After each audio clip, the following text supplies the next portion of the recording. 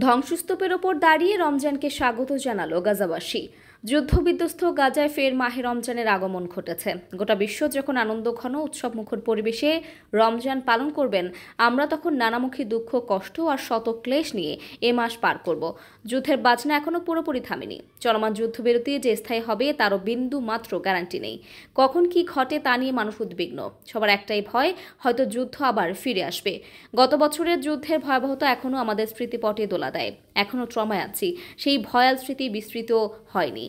2024 সালেই শুধু যুদ্ধের মধ্যে আমরা রোজা কাটিয়েছি এমন নয়। এর আগেও রমজান মাসে বহু রাতে আমরা বোমা হামলার মুখে পড়েছি। আমাদের অনেক রাত অতিক্রান্ত হয়েছে ভয় আর বুক ভরা কষ্ট নিয়ে। আমাদের মসজিদগুলো হয়তো তারা ধ্বংস করতে পেরেছে, তবে আমাদের বিশ্বাসকে তারা বিন্দু মাত্র নড়বড় করতে পারেনি। ধসে যাওয়া বাড়ির নিচে তাঁবু গেড়ে এখনো আমরা তারাবিহ পড়ছি, কোরআন পড়ছি, দোয়া ও মোনাজাতে আমাদের সব প্রত্যাশা প্রভুর কাছে দুহাত তুলে চাইছি। বিশ্বাস করি আল্লাহ আমাদের নিদারুণ কষ্টের জন্য উত্তম পুরস্কৃত করবেন।